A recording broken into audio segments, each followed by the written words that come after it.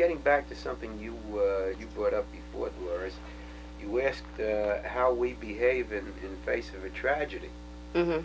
And needless to say, especially in this world as it is today, tragedy is quite a bit of what we cover. You react to tragedy just as everyone else does. Your first thought when you see something happening, if it is in progress at the time, is whether or not you can help. Yeah. You think as a person before you think as a photographer. I was cruising Brooklyn. I was in Bedford-Stuyvesant. I was waiting for a light to change, and I happened to glance up, and I saw flames, behind a window.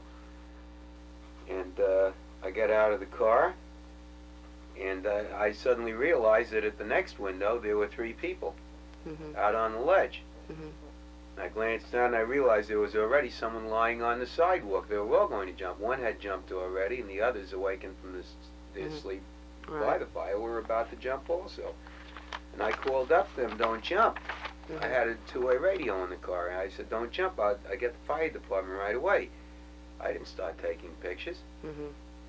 So there's one less jumper picture. Right. The world will live without it. Right. But you think in terms, if there is some way that you can help, whether it's an injured person or someone who's about to do something, you think as a person first. If there is no way that you can alter what's taking place, of course you function as a journalist and you record what is taking place. Right. That's the name of the game. How do you determine, who determines that the public wants to know? How do the Daily News determine who the public wants to know about? Well, the editors have conferences, and every day, and sometimes several times a day, they shape the next day's paper. They're constantly updating and deciding what stories deserve priority, what pictures deserve priority, what's important and what isn't important. How do they determine who they're going to zero in on? There may be, there are times when you have a flood of things happening, and there are times when nothing is happening. So how did they determine that? Well, let's leave Jacqueline out of this for a change. Give me somebody. How did they determine who is the person that we're interested in? Because a lot of these people I read about, I don't even know who they are and couldn't care less. You see, there again, that's up to the picture editor. He confers with the managing editor and with the top editors, and they decide, what is worth the space, and what should have priority, on any given day.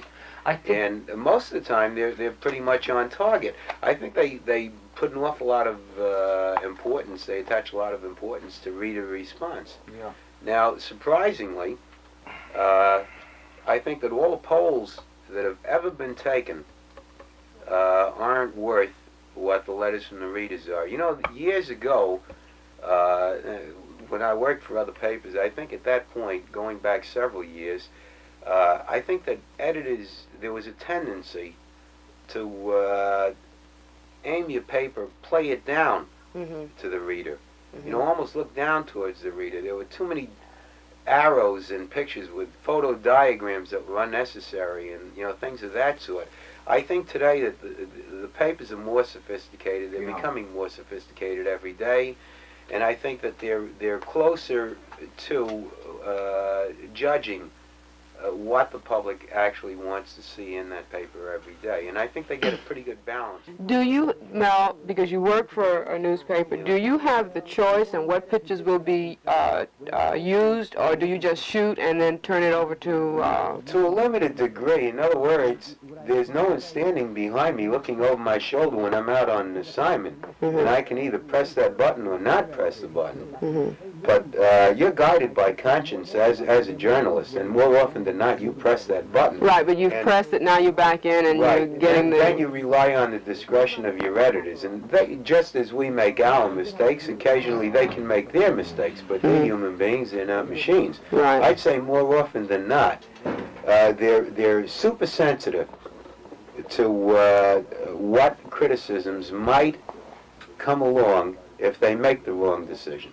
you have to realize just what your camera can do. Now, I am of the opinion that while my attitude and my approach, more often than not, is a documentary approach, I take advantage of a situation. I think it's entirely correct for a photographer to make a social comment that's trying to be made with a camera. And you can call it editorializing if you want. Up until, I'd say only about a year ago, an awful lot of people, even those in the newspaper business, really believed that good news doesn't make news.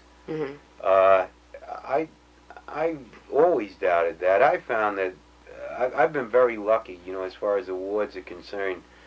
And if I broke it down, you know, to how many of my awards originated from spot news pictures involving tragedies and other, you know, dramatic situations, and how many involved light feature pictures that originated, you know, from happy events or something of that kind, I'd say that it was pretty even.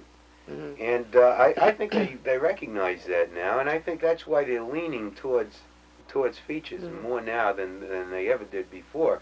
There's also a greater need for it since the demise of magazines like Life and Look.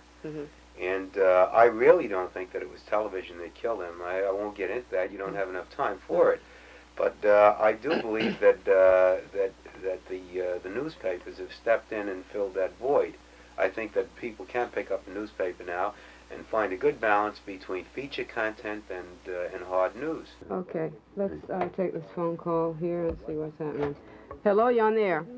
I'd like to know why tragic events, personal tragedies in people's lives, and I'm not talking about public officials, I'm talking about private citizens. Why is it necessary? What does it do for me as a reader? I often ask myself, why do I have to know about the woman who was raped in Queens, or the little boy who was shot to death by an uncle in Brooklyn, or countless? Well, I think you should. The right to know, the right to know extends there, and I'll tell you why. If a person, you know, they talk about, you hear so much about trial by press. There's another side of the coin also. And if it ever reached the point where, let's say, someone's life was taken and there wasn't any way of you knowing all the facts. Now this has nothing to do with whether it was taken by a culprit or a policeman or a neighbor or what have you. If there was no way of you knowing all of the facts, the cover-up that would take place, a knowing cover-up that would take place locally could take place nationally and internationally. We've seen enough of that. We reflect. We don't, you know, we don't create. We reflect. And to be entirely honest with you, we reflect everything that's happening. And I think we'd be totally unfair if we painted a rosy picture of a situation that isn't rosy. That doesn't mean that we express pessimism. In fact, I think we bend over backwards wherever possible to look for an optimistic point of view when it calls for it. But we have to call them the way we see them. And life is life, and it isn't always pleasant. I tell you this, 20 years after you make your first picture, you'll still get the same kick out of seeing that picture in the paper. And 20 years later, that whatever picture happens to appear, and you've got a good one, you'll feel exactly the same about it if you're serious about photography as you did when you got that first one published. There's nothing as strong as a picture.